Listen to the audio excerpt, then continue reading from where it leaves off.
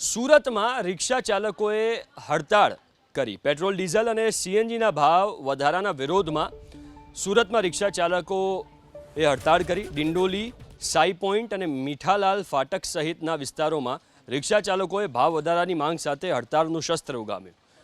ડિંડોલી વિસ્તારમાં સવારથી જ 100 થી 150 જેટલા રિક્ષા ચાલકો હડતાળ પર ઉતરતા ચક્કાજામ જેવી સ્થિતિ ઊભી થઈ। રિક્ષા ચાલકોની સ્પષ્ટ માંગ છે કે સીએનજીના ભાવ વધારા સામે મુસાફર દીઠ ભાડામાં તાત્કાલિક 5 રૂપિયાનો વધારો કરવામાં આવે। રિક્ષા એસોસિએશન મુજબ હાલમાં જે વિસ્તારોમાં 3 થી 4 કિલોમીટરના અંતર માટે 15 રૂપિયા ભાડું લેવામાં આવે છે ત્યાં હવે 20 રૂપિયા ભાડું વસૂલવાની મંજૂરી મળવી જોઈએ। સ્થિતિ તંગ ત્યારે બની જ્યારે કેટલાક રિક્ષા ચાલકોએ કોઈ પણ સત્તાવાર મંજૂરી વગર જ પોતાની રિક્ષા પાછળ જાતે બનાવેલા નવા ભાવપત્રકો લગાવી દીધા। રિક્ષા ચાલકો નવા ભાવપત્રક સાથે જ રિક્ષા ચલાવવા અડગ છે। બીજી બાજુ અચાનકથી રિક્ષા ચાલકો હડતાળ પર ઉતરતા રોજિંદા મુસાફરો, ફેક્ટરીમાં કામ કરતા શ્રમિકોને ભારે હાલાકીનો સામનો કરવો પડી રહ્યો છે।